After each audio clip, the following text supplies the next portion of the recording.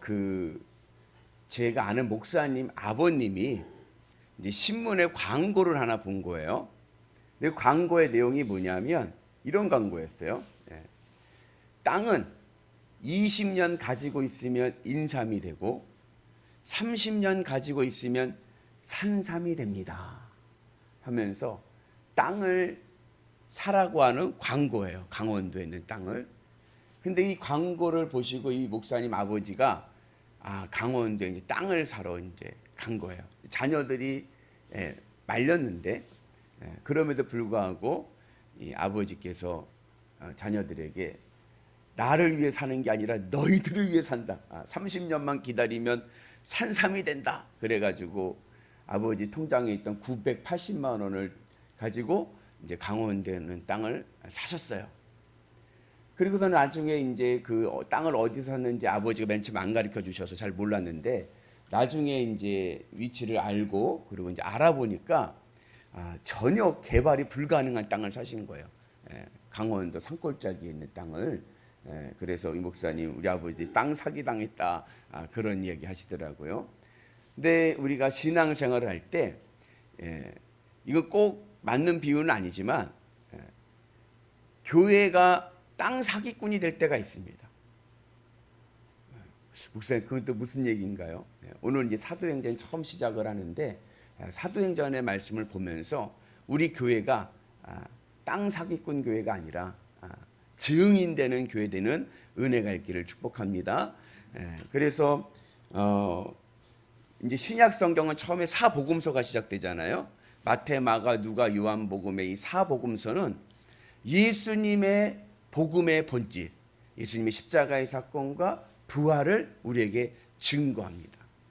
그리고 이 사도행전은 어떠한 책이냐면 그 예수님의 십자가의 복음의 본질을 받아들인 자들이 어떻게 살아가야 되는지 그것을 우리에게 보여주고 있습니다.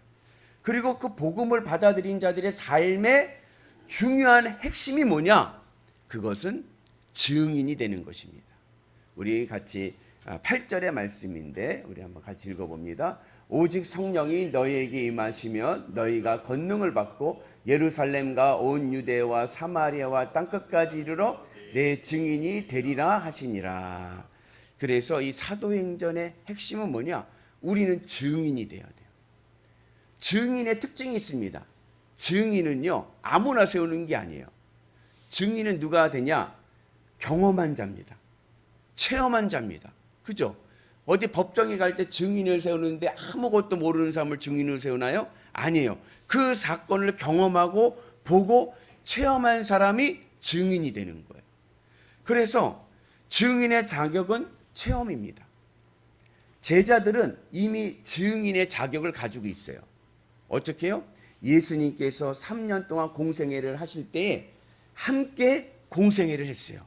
그러니까 충분히 예수님과 함께 했기 때문에 제자들은 증인이라는 말을 들을 수 있습니다.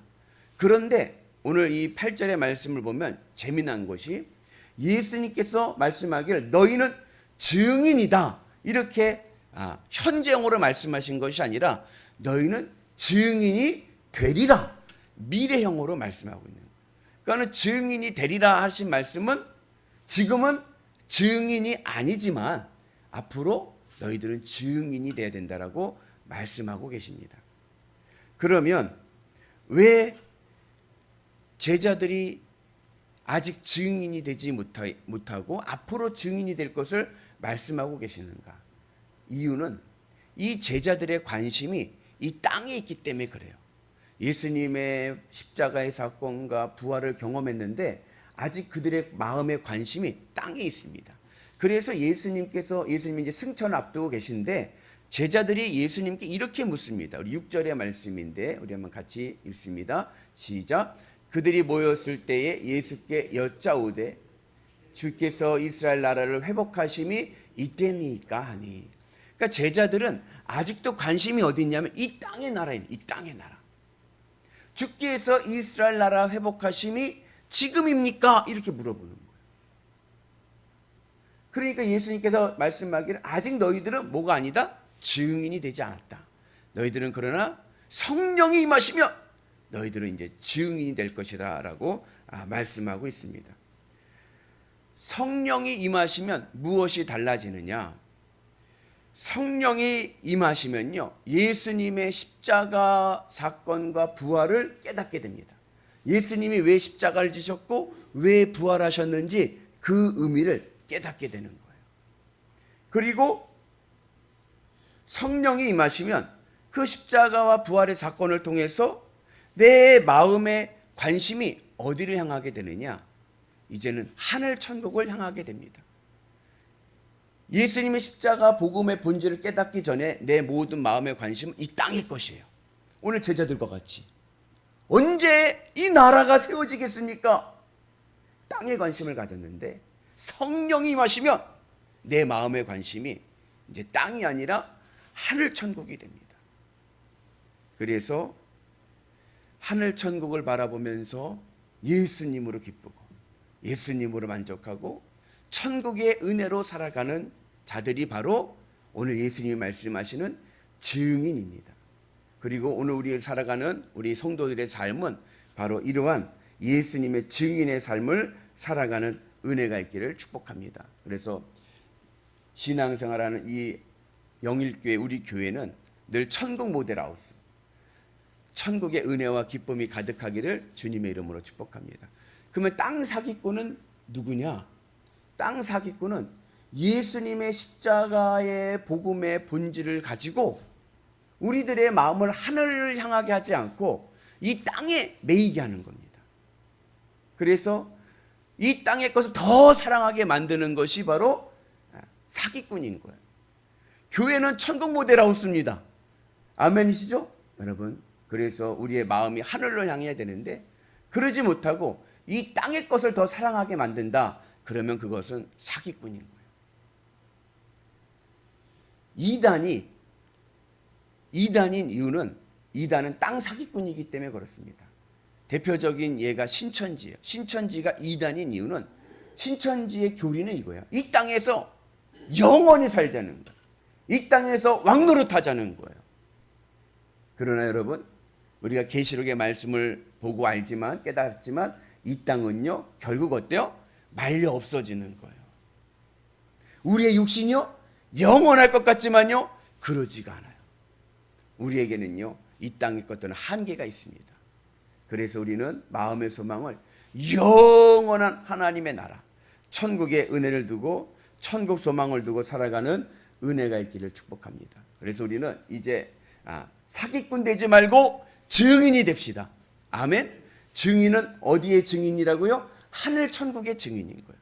늘 주님으로 기뻐하면서 천국의 은혜로 승리하는 거룩한 성도들 되기를 주님의 이름으로 축복합니다. 천국은요 이 땅과 차원이 다릅니다. 천국은요 4차원의 세계라고 그래요. 그러니까 천국은요 시간과 공간의 영역이 없어요. 우리가 살고 있는 이 시대는요 시간과 공간이라는 한계가 있습니다. 그렇죠? 그런데 천국은요 시간과 공간이 없어요. 이것을 성경은 무엇으로 구분해 주냐면 구름이라는 것으로 구분해 주는 겁니다. 그래서 우리가 성경에 나오는 구름 위에 천국이 있잖아요. 이 구름 위에 천국이라는 것은 그냥 물리적으로 이 구름 위에 대기권 밖에 우주에 천국이 있다는 의미라기보다는 천국은 이 세상과는 전혀 다른 세계임을 우리에게 말씀해 주고 있는 겁니다. 그래서 우리 9절의 말씀, 예수님 승천하실 때 말씀인데 우리 같이 있습니다. 이 말씀을 마치시고 그들이 보는데 올려져 가시니 구름이 그를 가리어 보이지 않게 하더라. 그래서 성경에서 구름은 이 땅의 삶과 천국의 삶을 구분짓는 경계선과 같습니다. 오늘 우리의 마음의 관심이 구름이 하늘 천국 되셔서 여러분 예수님 말씀하셨던 것 같이 증인이 되리라. 우리의 삶이요 천국 증인되는 은혜가 있기를 주님의 이름으로 축복합니다. 이것이 어떻게 가능해요? 성령이 오시면. 성령이 오시면. 성령이 오신 증거가 뭡니까? 내 마음이 예수님으로 기쁜 거예요. 예수님으로 만족하고요 하늘 천국을 바라보며 천국의 은혜를 경험하게 됩니다. 어떻게 목사님 어떻게 해야 이 성령이 내 안에 임하십니까? 바로 주님의 십자가를 통해서인 거예요. 내 마음이 주님의 십자가에 연합해서 내 마음이 이 세상 것에 죽고 주님으로 만족하게 되면 내 안에 성령이 임하시고 우리의 삶이 천국 증인되는 삶이 될 줄로 믿습니다. 오늘 3일 예배, 수요 예배 아침에 오니까 너무 좋죠. 야, 새벽을 깨우리라. 우리 장로님 찬양도 너무 좋고 우리 장로님 목소리 너무 좋으셔서 제가 성경 이거 장로님 읽으시니까 너무 아름답고, 그죠? 우리 모두가 오늘 하루 천국의 은혜로 삽시다. 천국 증인 됩시다. 그래서 어느 곳에 가든지 하늘의 은혜로, 천국의 은혜로 승리하는 거룩한 성도들 되시기를 주님의 이름으로 축복합니다.